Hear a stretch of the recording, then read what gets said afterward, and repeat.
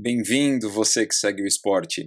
Esse é o primeiro vídeo do módulo sobre testes intermitentes. Eu vou apresentar e explorar com vocês o teste 3015, que é um dos testes aeróbicos mais importantes para avaliação, prescrição e monitoramento do treinamento em modalidades intermitentes. E sem mais intermitências, vamos ao que interessa. O teste 3015 foi criado pelo francês Martin Boucher no ano 2000. Ele trabalhava como um preparador físico em uma equipe de handball e fazia a prescrição de treinamento aeróbio na preparação dos seus atletas. Naquela época, ele usava o teste Montreal Track Test de Leguer-Boucher. Em determinado ponto do treinamento, ele se deparou com um problema prático na aplicação do treino intervalado, e foi na busca da solução desse problema que ele desenvolveu o teste 3015.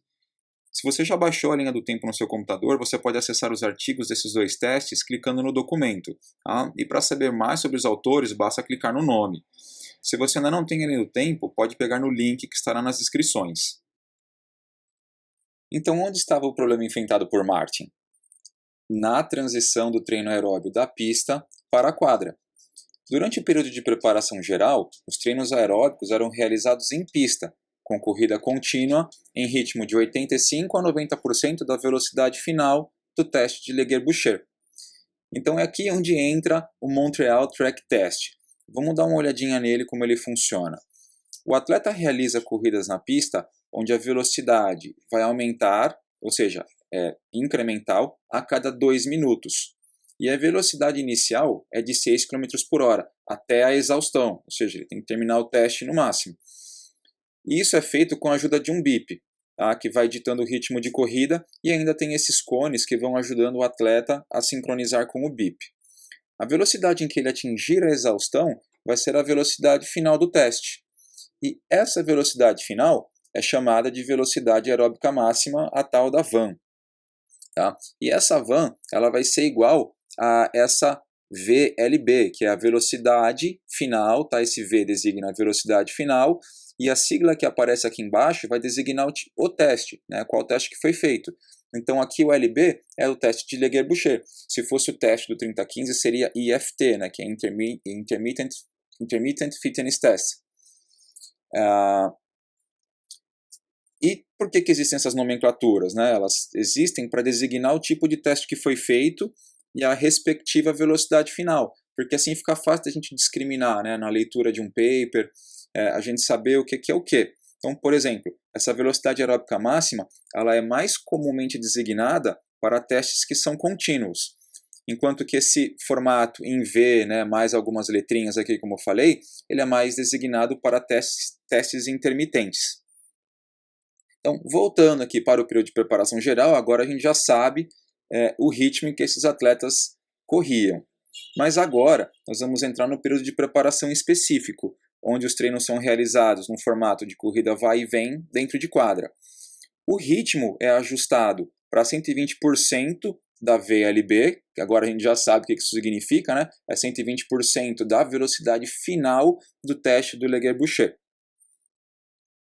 E existe mudança de direção, porque as corridas são feitas no formato vai e vem, e também agora uma pausa entre os esforços, por isso que é chamado de corrida intervalada. Ainda tem a maior predominância da capacidade anaeróbia nesse tipo de treino, justamente por conta das acelerações e desacelerações das mudanças de direção. E foi nesse período que o Martin começou a se deparar com seu problema. Ele notava que as respostas dos atletas à sessão contínua era homogênea, tá? Ou seja, todos os atletas eles cansavam mais ou menos da mesma forma, da mesma magnitude. Mas no período de treino intervalado, ele notou que a resposta dos atletas era heterogênea. Ou seja, alguns atletas cansavam muito, enquanto outros cansavam muito pouco. Tá? E foi aí que ele começou a perceber que tinha alguma coisa errada, que ele deveria reajustar o seu treino ou analisar com mais calma. Então, depois de um tempo, ele chegou à conclusão que o problema estava na forma que os atletas eram testados para esse tipo de treino intervalado, que era o uso do Montreal Track Test, tá? Que, por fim, não era específico para esse tipo de corrida intervalada, apesar de ser específico para esse tipo de corrida contínua. E com toda essa problemática em mente, ele resolveu desenvolver o teste hoje conhecido como teste 30-15, para prescrição de treinamento intervalado em modalidades intermitentes. Para que o nosso raciocínio seja completo, eu vou mostrar para vocês a construção dos dois protocolos, tanto do teste de Leguer-Boucher quanto do 30-15. Dessa forma, você vai sair da aula com conhecimento básico de protocolos, tanto contínuo quanto intermitentes, e poderá um dia, quem sabe, resolver os seus próprios problemas em treinamento. Então vamos lá, começando com o atleta em repouso, e a ideia é levá-lo até o máximo, correto? É o que a gente pede para ele comumente durante a aplicação do teste aeróbio, que ele termine o teste no máximo. Os dois primeiros estágios são feitos com o atleta caminhando ainda. Tá? E só a partir do terceiro estágio o atleta começa a correr até que ele atinja o máximo, chegando à exaustão. Essa velocidade quebrada aqui que vocês podem observar é uma característica normal do teste de Leguer-Boucher. Tá? Então, se você estranhou, é algo normal. Até agora, nós trabalhamos dois elementos para construir esse protocolo, que são incremento e duração do incremento. Se fizermos uma analogia com uma escada, o incremento vai ser a altura do degrau e a duração vai ser a profundidade. Dependendo da relação entre incremento e duração do incremento, essa escada vai ter uma inclinação, e essa inclinação é conhecida como slope, do inglês. E nós falamos para o atleta ir até o máximo, correto? Mas por quê?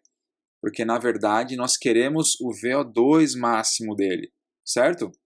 Um slope adequado permite e pode até facilitar que o atleta atinja o seu VO2 máximo. Em contrapartida, slopes inadequados podem dificultar ou até impossibilitar esse processo.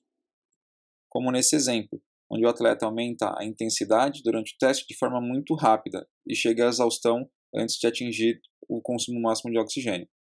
E nesse caso, o mesmo acontece, entretanto, pela duração exacerbada do protocolo. Existem diversos protocolos com diferentes slopes, tá? Por exemplo, os testes de ioiô.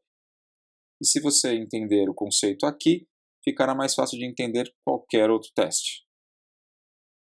Bom, agora, sendo que esses dois exemplos não são mais apropriados, eu vou removê-los, para que a gente consiga seguir. Agora, olhando aqui para esse lado, onde estão as velocidades, qual a velocidade deveria estar aqui no momento da exaustão? Bom, de fato, nós não sabemos, nós apenas sabemos que seria a velocidade final do teste, correto? Então, olha quem apareceu aqui de novo. Muito bem. A velocidade final do teste de Leguer-Boucher. E ela está associada com o consumo máximo de oxigênio. Então, eu tenho agora um parâmetro de treino, que é uma velocidade, a velocidade final do teste, associada a um parâmetro fisiológico que me interessa muito. Então, eu vou associar essa velocidade ao consumo de oxigênio máximo.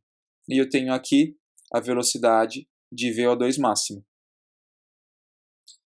Mas por que isso é muito importante?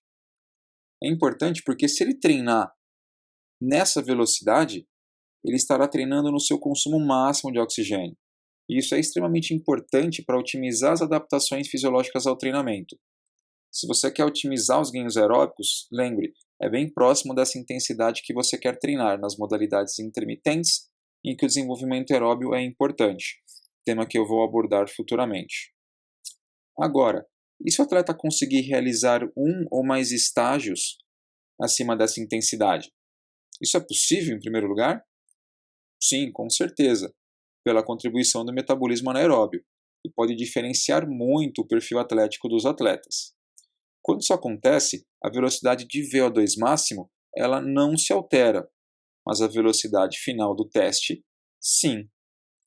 E se pararmos para pensar, ter uma velocidade final acima da velocidade de VO2 máximo não é problema.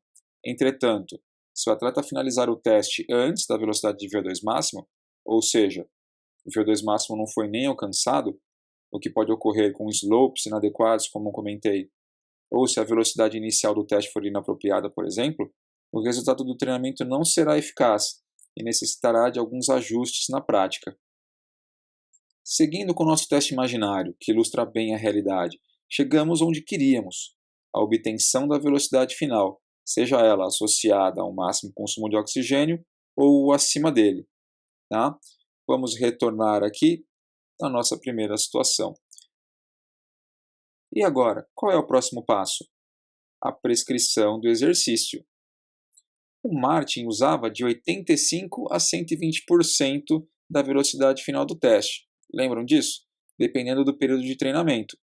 Então, esse é o intervalo de intensidade usada por ele com os atletas.